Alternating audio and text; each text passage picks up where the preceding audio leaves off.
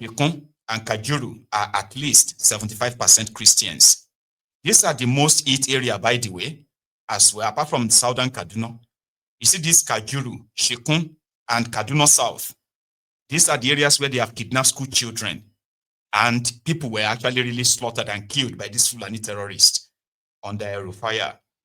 Now, said even Kaduna North local government area, which is often perceived as predominantly Muslim, has a significant Christian population. At one time, Reverend John Aboki, a Christian, was the democratically elected chairman of the old Kaduna local government area. You are free to fact-check this. Fact-check this. In the northern senatorial zone, commonly viewed as an Islamic stronghold, there are also substantial Christian communities. Take Lere, Saminaka, for example. Over 60% of the indigenes are Christians. It houses the Gure people. Now, during my work on the World Bank Agricultural Project in the Northern Zone, I encountered a truth that many might find staggering. There is a large population of Hausa Christians in areas like Ikara, Makarfi, Unkuyi, and Kubau. The number of churches and Christian communities I witnessed there was nothing short of astonishing. Out of curiosity, I asked some locals why these Christians are rarely seen in political offices or positions of influence. The answer was disheartening but unsurprising. They told me Muslim Hausa elites have ensured the political marginalization of Christian communities. This is part of a broader conspiracy by the northern oligarchy to preserve political hegemony. These marginalized communities, lacking strong political representation, are forced to quietly endure and focus on farming and survival.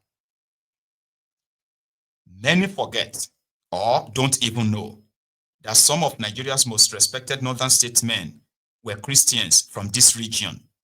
Consider Dr. Barau Diko, the first medical doctor from northern Nigeria, Professor Ishaya Audu, the first indigenous vice chancellor of Ahmadu Bello University and personal physician to Sir Ahmadu Bello.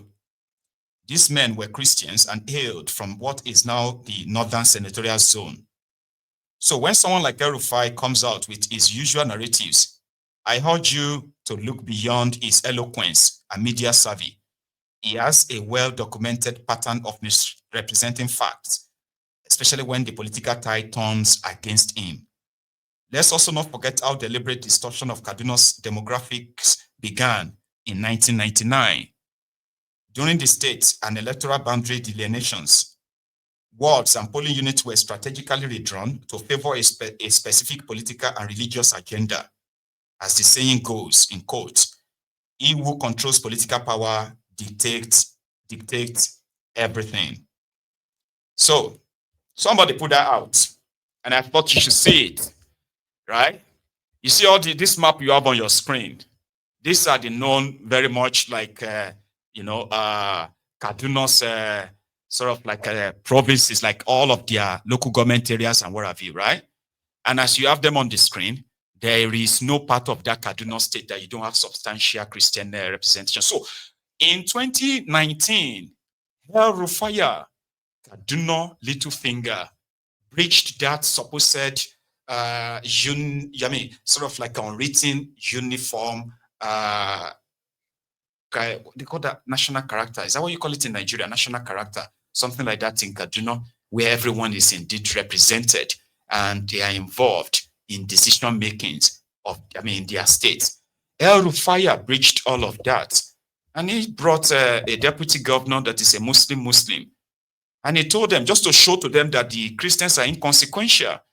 He ran a Muslim, drilled rigged the election for himself, and he praised himself that the heaven didn't fall. Yeah, they complained, they lamented. He continued to gaslight them, call them out in a way that when you ask about how he treated them, it tells you that they deserved the way they were treated simply because they didn't like him. One of them also spoke on the matter just this evening, right? And he's from Southern Kaduna precisely. Watch this. of Kaduna State, in Kubo, Ikara, Makarfi, there are Christians in good number. So what he's saying is nothing but the peddling of falsehood. Now, let me say something very clear and categorical. Having served and being the Director General of this campaign, he did not even find us worthy to respect us and then treat our people with fairness. Sheung, I fought my elders to a standstill to ensure that we brought Malam Nasser Rufai to government. And all he had to do was to exclude us and then treat the southern Kaduna people like lepers. That was the kind of thing he needed. So he joined the heads of Kaduna State and sharply divided Kaduna State. But thanks be to God, we have a consummate Democrat, a passionate and a compassionate leader in the person of Senator Ubasani, who means well. That is why immediately he came on board as the governor of Kaduna State, he met a sharply divided state, and the first thing he did was to cement relationship. He brought the two extreme ends of Kaduna State to become one, and confidence building came. And then the next thing was championing the security situation with the help of the National Security Advisor and our community leaders, religious leaders, and stakeholders in those communities that suffered the mayhem and insurgents came together with a non-kinetic idea to go about quelling and subduing these insurgents by herdsmen, kidnappers, and all that.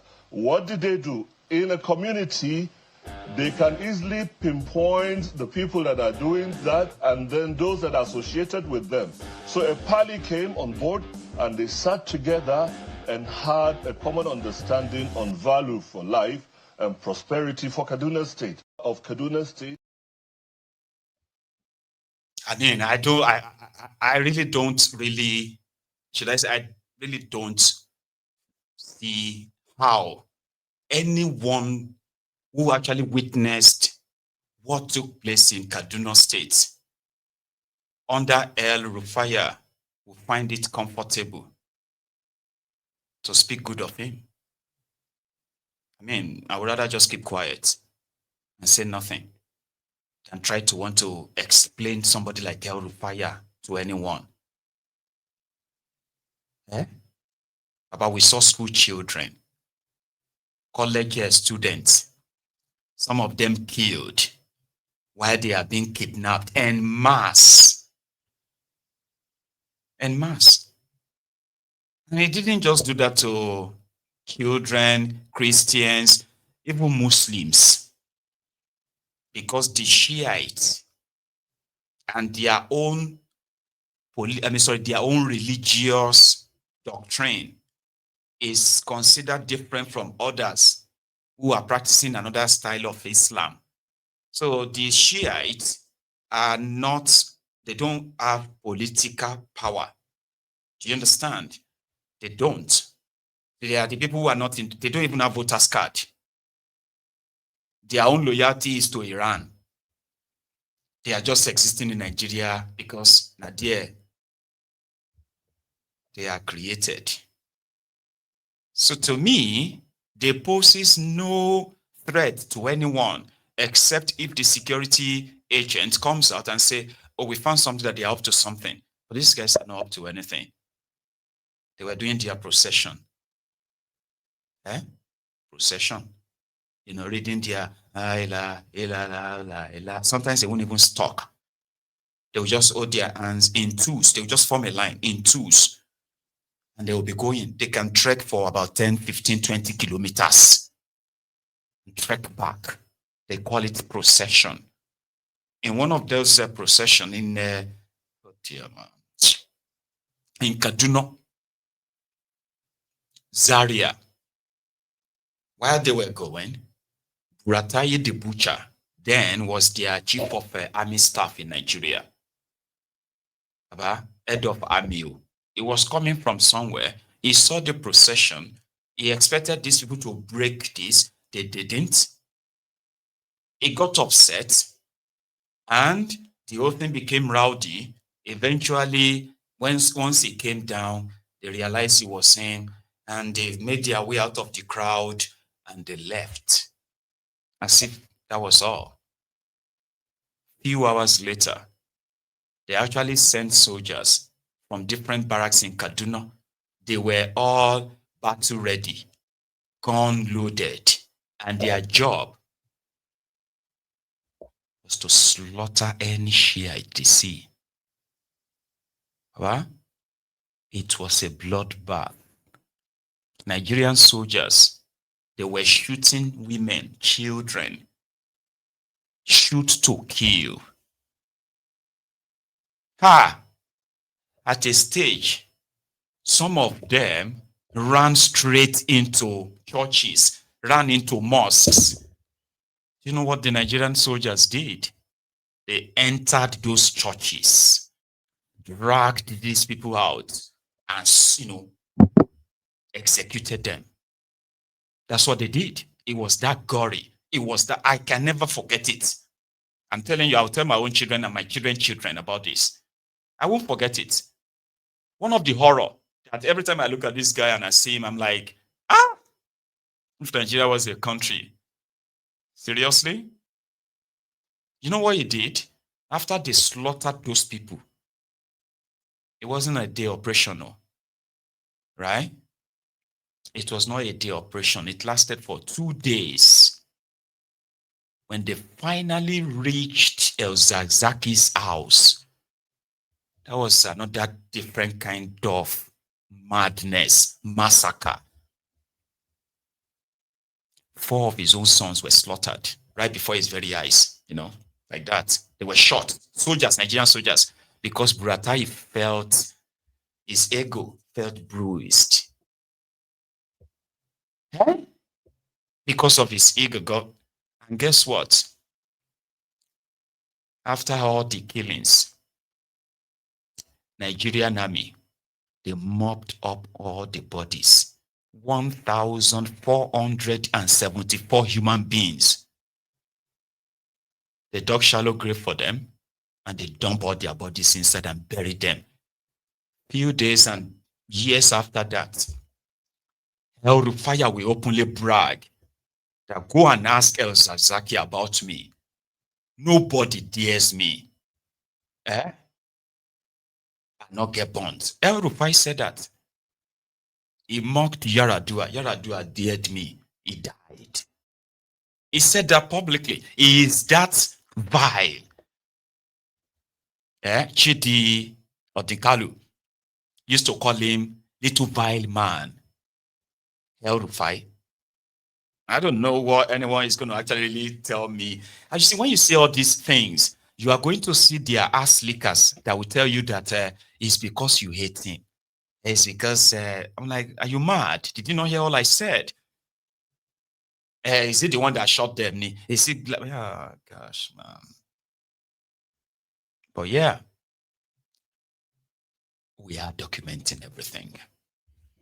Leaving that side, moving on. Let's stop by in Suleja.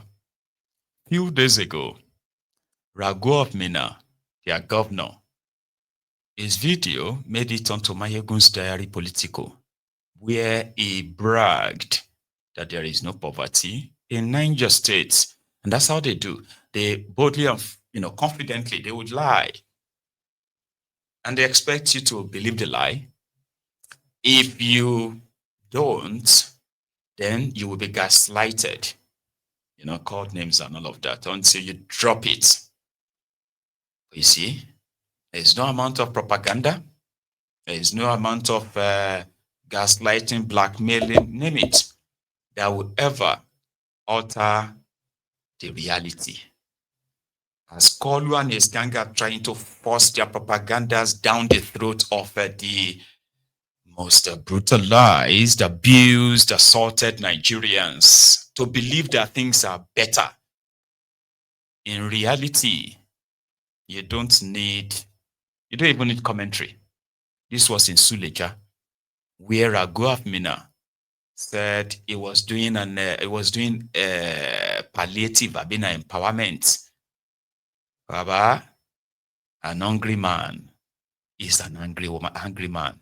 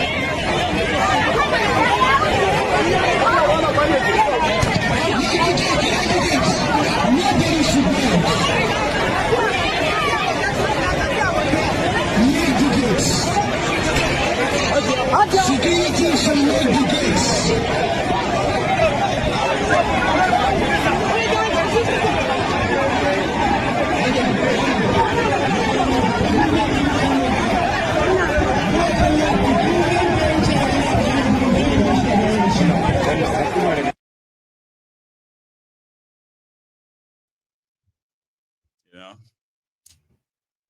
They've counted the whole thing. I'm like, are you sure that what they have left will reach all of us like this? And then I don't think so. Are you thinking what I'm thinking? And they'll be like, yeah, but what are you thinking? And then you're gonna be like, yeah. You see those people that are carrying gun. Do you think those guns are loaded? Yeah, they are possibly loaded. Okay. Thinking that we should rush it and grab anyone we can grab before, because I don't think we are going to get any from this. So the sharp one will just be like, hey, K, just so you know, if we don't rush that thing there, we are not going to get anything. So they will kind of get 2, 3, or 4 orders to join them and then rush them. There's a name for that. I think there is a diagnosis for it too. I can't remember, but I can try to make it up. And those of you who are very smart, you probably will understand what I mean. So there's something called a scarcity syndrome. Maybe that's not what it is called, though, but let me explain. Right? When you take a look at your criminal politicians, so many of them that you have known for years, and to you, they have stolen so much. Yeah? But yet, they are not satisfied. Why? Okay, let's leave the politicians for a sec. You and a friend, right, are invited to a party. And at the party, said, well, here, you would have to serve yourself. And that means you can serve yourself and eat as many times as you want. You don't really have to eat at once. But the scarcity syndrome will make someone feels like, if I don't take all these things now, all these people, by the time they take it, if you finish, maybe when I'm going to come back to come and get another one, that will be when they will say everything has finished. So let me pack it now. To the point that they may even pack so much that they can't even finish. They will put everything on their plates. Greed. Do you know why is that? Because maybe not you or you. Majority of us, we are from the poverty capital of the world. For a very long time, many of us grew up in poverty, where everything is rationed. So therefore, when there is anything more than the normal rations you get, or if you have any opportunity of, seeing more, the fear in you is that because you are so used to living the life of scarcity, you could just be like, say, everything won't finish. Because you don't want to eat a full plate of food now. and tomorrow you are eating 1/3 of that, because that's